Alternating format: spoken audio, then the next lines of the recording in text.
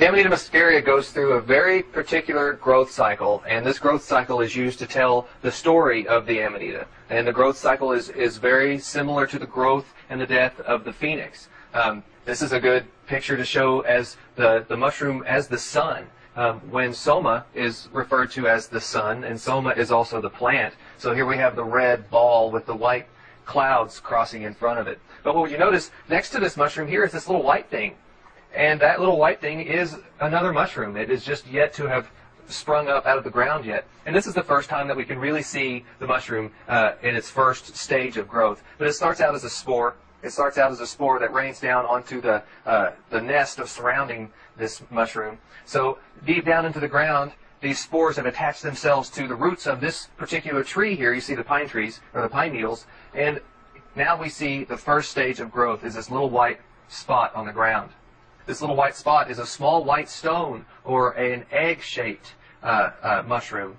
And it's very tough, it's very strong. As it begins to grow, we see now the red peeling out of the universal veil, or the universal veil is starting to peel away as the red ball of the mushroom is starting to expand.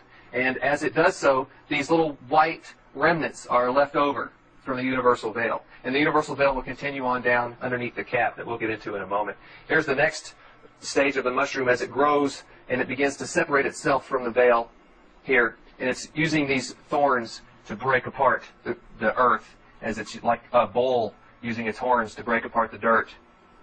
This mushroom didn't really need as many veil remnants to wedge itself into the crevices of the dirt and crack them open. We see that the dirt here was very soft. This mushroom just sprung up with no problem. But this is a very, very strong mushroom.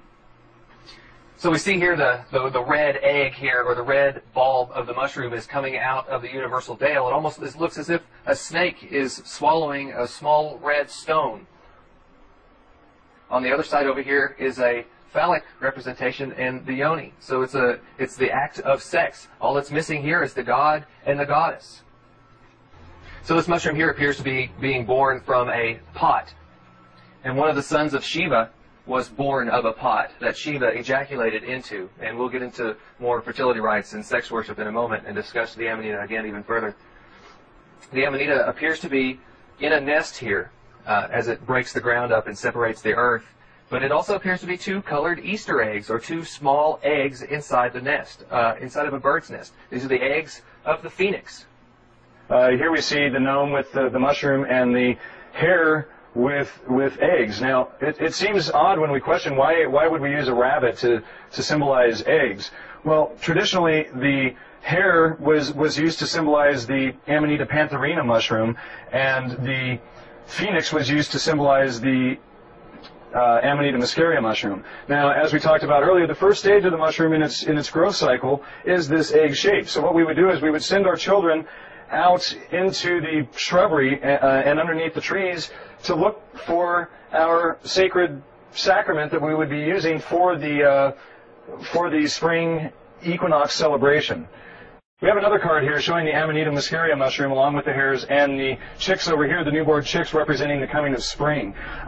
Although here the mushroom in the back is not an Amanita pantherina as would normally be symbolized by the hare, it still very much symbolizes the entire ceremony of this time of year. And we have another one here, the hares with the Amanita muscaria mushroom. And the mushrooms actually do come out of what looks like a rabbit's hole. So that may be another reason why the hare is used in this symbology. And here we have the chicks representing the fertility of spring, along with the Amanita muscaria mushroom again. When you look at these two things here together, you obviously recognize this as being a mushroom. This, not so much. This is almost unrecognizable as the mushroom, but it is soon to grow into this and even further. These are the remnants of the universal veil, and these are as well. So you can see that the mushroom is separating itself as it's growing and separating itself from the dots in the universal veil. So this universal veil covers the whole mushroom, and as it grows, the universal veil attaches itself to the rim of the mushroom as well as the stalk. So here we have it torn away at the bottom, and here we have it at the top. So we see the mushroom tearing away, or pulling the universal veil from the stalk of the mushroom, and soon it will tear this universal veil all the way off of the cap. So the veil drops as the deity is at a cross. So here is our God on a cross as the veil drops. Another depiction of the veil. This is just a close-up, but what we want you to see here is the golden remnants around the edge of the veil. Also, another important thing to notice here is the Eve of the mushroom, and we'll be talking more in just a moment about how Eve came from the side of Adam. So here we have the mushroom out in the forest as the cap is opened. Once the cap is open, the mushroom is actually considered hermaphroditic. So the stem of the mushroom becomes the male penis, and the top of the mushroom becomes two parts of the female, both the vagina and the breast of the female. So in many ancient Hindu and Buddhist representations of the hermaphroditic deities, they would speak of the deity having one breast and both genital parts, or so you can clearly see where the idea of one breast would come from here. That's right. In the Hindu religion, Shiva is a hermaphrodite. Shiva has a penis, one testicle, and a breast. When the mushroom is expanding and it reaches this table phase, I wanted to call your attention back to the picture of Krishna being crucified, or Jesus being crucified. Here we have the cross, the Tau cross, which is the origin of the cross that we see today. This deity here now has a crown of thorns on top and a sash, and it is standing on one leg. So the Christ character, or Krishna, is standing with his arms up now with the crown and the sash around his waist. This picture is a good picture to show the table phase of the mushroom. The Knights of the Round Table progressed into the Knights Templar, the keepers of the Holy Grail. And we're going to show how this mushroom is the Holy Grail. But the keepers of this mushroom would have been the knights of this round table. And this is also a good picture to show that this mushroom appears to be burning coals with white ashes on top. The mushroom continues to grow and turn up, but I'd like to show here that these little white dots that you see are not spores. These white dots here are the veil remnants. The spores are much too small to be seen, even blown up to this size. But the lip of the edge of the mushroom is beginning to upturn as the mushroom continues to grow upward and upward and upward as it reaches to the heavens. From the table stage of the mushroom continues to upturn the cap, and the cap becomes somewhat of a cup or a chalice. And as you can see here, it's actually holding the morning dew that it's collected. What's important to note here is the red color of the mushroom. The mushroom is a bright red mushroom. But as it turns up into this cup phase, or the goblet phase, the dew of the morning dew begins to collect inside the cup. So the red pigment, or the psychedelic pigment, gets pulled up into the liquid. So you literally could take this mushroom and drink from the Holy Grail. Here's another slide depicting the mushroom in its Holy Grail phase, fading the color, turning it into a golden cup, just dripping with its psychedelic liquid. Here we can see another picture of the mushroom in its Holy Grail stage with the annulus, or the skirt, around the side. Another mushroom here. With its crown of thorns again, at its cross phase, with wearing nothing but a sash. After the mushroom cap is upturned into its Holy Grail or chalice stage, it begins to die and to rot away.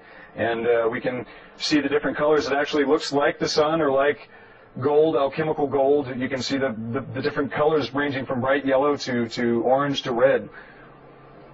And here is the dried Holy Grail with the cap completely upturned. So when this mushroom is upturned like this, it does form a cup that you can actually hold and drink from. And this stage of the mushroom is depicted in artwork and in our folklore. Just before the stage of this mushroom, we see here the table phase, and we see the mice all sitting around at the table that is made just for them, just the right size. The mushroom is soma, and soma is a bull. And here we're starting to see the leathery skin of soma. Take and eat, this is my flesh. Here we can see the nest that exists after the mushroom is removed from the ground.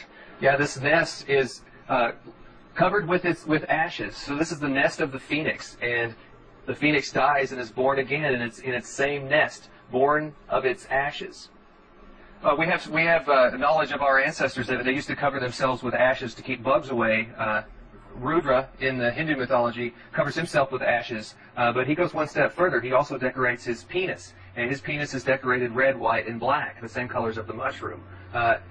Rudra was running through the forest one day, and he found these 7 maidens, and he seduced them, and with their seduction, he had sex with these ladies, and these ladies were all married. And when they came out of their trance, they realized that they had been seduced, and they ran after Rudra, and they cursed him. They cursed his penis to fall off. And he said, "I don't really care." He called for a lightning bolt from the sky, and it cut his penis off, and it fell to the ground, still erect. And even in the later mythologies, Rudra's penis continued to grow in that same forest, fully erect. So here's this red, white, and black phallic symbol growing in the forest floor.